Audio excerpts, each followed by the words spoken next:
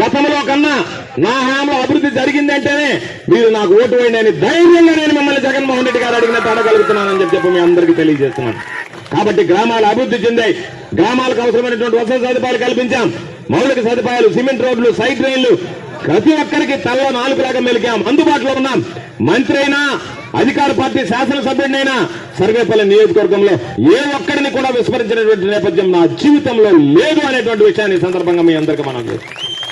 పాపం కొంతమంది ఈ మధ్య వెళ్ళారు చంద్రమోహన్ రెడ్డి దగ్గరికి మోజుతో. 3 రోజులు కూడా కాలేదు.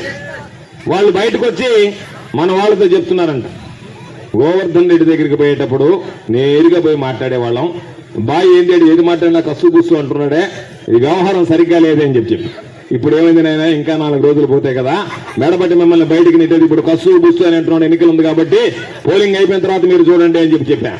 మీరు ఒక్కసారి ఆలోచన చేయండి. చంద్రమోహన్ రెడ్డి నా మీద 2 సార్లు పోటీ చేశాడు, 2 సార్లు గెలిచేశానని చెప్పాడు. మొన్న అయితే పాపం బాధపడ్డాడు, అయ్యో నేను గెలుస్తున్నాను, గవర్నమెంట్ వచ్చేటట్టు లేదే, నేను గెలిచి చంద్రబాబు ఓడిపోయి ఏం చేయగలనబ్బా నేను అభివృద్ధి అని చెప్పి పాపం మదన పడ్డాడు. ఎన్నికల కౌంటింగ్ వచ్చేటప్పటికి అయ్యా నువ్వేం మదన పడాల్సినటువంటి అవసరం లేదు, ఆయన్ని నేను ఇద్దరిని ఇంటికి పంపించారు సర్వేపల్లి ప్రజలు, ఆంధ్ర రాష్ట్ర ప్రజలు అని చెప్పి ఒక స్పష్టమైనటువంటి తీర్పు వచ్చింది. అది మీరు ఆలోచన చేయండి. ఈరోజు వస్తున్నాడు, బారుగా మాట్లాడుతున్నాడు. రాజశేఖర రెడ్డి గారి హయాంలో ఉన్నటువంటి మత్స్యకార్యేతర ప్యాకేజ్ ఎన్ని సందర్భాలలో ఎంతమంది అడిగారు, ఈ గ్రామం అసలు మత్స్యకార్యేతర ప్యాకేజీలో ఉందా? లేనటువంటి ఈ గ్రామాన్ని మత్స్యకార్యేతర ప్యాకేజీలో జరిపాం. 2000 మంది ఒకరోజు అన్నారు, 10,000 మందికి ఇస్తామని ఒకరు అన్నారు. ఒక్కరు కూడా ఇచ్చినటువంటి నేపథ్యం లేదు. నేను ఎన్నికల్లో ఒకే మాట చెప్పా, మీరందరూ ఆదరించి ఆశీర్వదిస్తే వైఎస్ఆర్ కాంగ్రెస్ పార్టీ ప్రభుత్వం ఏర్పడితే జగన్మోహన్ రెడ్డి గారి ముఖ్యమంత్రి అయితే తెల్ల రేషన్ కార్డు కలిగినటువంటి ప్రతి కుటుంబానికి మత్స్యకార్యేతర ప్యాకేజీ ఇచ్చేటువంటి బాధ్యత నాది అని చెప్పడం జరిగింది. చెప్పిన మాట నిలబెట్టుకుని మత్స్యకార్యేతర ప్యాకేజీ వేశాం. మిగిలినటువంటి కుటుంబాలు ఎన్నికల కోడ్ ముగిసిన వెంటనే ప్రతి కుటుంబానికి మత్స్యకార్యేతర ప్యాకేజీ చేసేటువంటి బాధ్యత నాది అని చెప్పి ఈ సందర్భంగా మీ అందరికీ మనవి చేస్తున్నాం. ఈ రోజు ఇప్పుడు దాకా నీకు అధికారంలో ఉన్నప్పుడు ఏమీ చేయలేనటువంటి నువ్వు పాపం ఈ రోజు చెప్తున్నాడు, ఇంత కాదు అంతేమంటున్నాడు. నువ్వు ఉన్నప్పుడు అంత ఎందుకు ఇవ్వలేకపోయినటువంటి దానికి సమాధానం చెప్పు. కాబట్టి ప్రతి విషయంలో అండగా నిలిచాం, ప్రతి విషయంలో సంపూర్ణమైనటువంటి ఆశీస్సులు అందించండి అని చెప్పి మమ్మల్ని కోరాం. మీ వెంట నడిచాం, మీ ఇంటి బిడ్డలాగా ప్రవర్తించాం.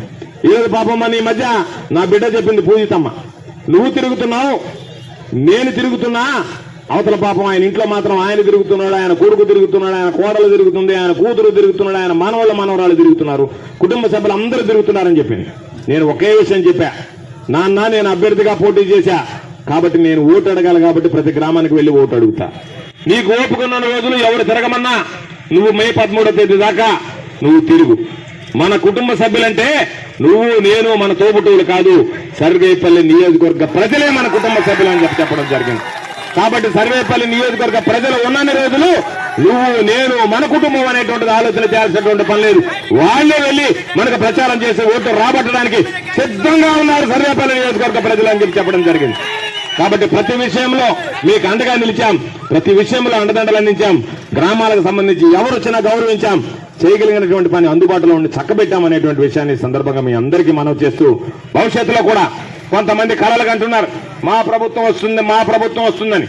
నేను మీ అందరికీ ఒకే విషయం చెప్తున్నా, సూర్యుడు తూర్పున ఉదయిస్తాడు, పడమట అస్తమిస్తాడు అనేటువంటిది ఎంత వాస్తవమో రేపు జరిగేటువంటి ఎన్నికల్లో తిరిగి వైఎస్ఆర్ కాంగ్రెస్ పార్టీ అధికారంలోకి రావడం, జగన్మోహన్ రెడ్డి గారు ముఖ్యమంత్రి కావడం ఖాయమైనటువంటి విషయాన్ని సందర్భంగా మీ అందరికీ మనవి చేస్తున్నాను.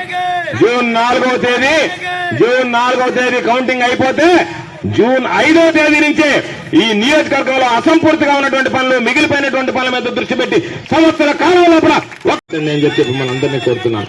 ప్రతి ఒక్కరికి 2 ఓట్లు ఇవ్వడం జరుగుతుంది. మొదటి ఓటు తిరుపతి పార్లమెంట్ అభ్యర్థిగా పోటీ చేస్తున్నటువంటి తమ్ముడు గురుమూర్తి గారిది, 2వ ఓటు సర్వేపల్లి నియోజకవర్గ వైఎస్ఆర్ కాంగ్రెస్ పార్టీ శాసనసభ అభ్యర్థిగా పోటీ చేస్తున్నటువంటి మీ ఇంటి బిడ్డ అయినటువంటి నాది అని చెప్పి సందర్భంగా మీ అందరికీ మనం చేస్తూ వైఎస్ఆర్ కాంగ్రెస్ పార్టీని ఆదరించండి, జగన్మోహన్ రెడ్డి గారిని ఆశీర్వదించండి. మే 13వ తేదీ జరిగేటువంటి ఎన్నికల్లో సీలింగ్ ఫ్యాన్ గుర్తు మీద ఓటు వేసి మీ సంపూర్ణ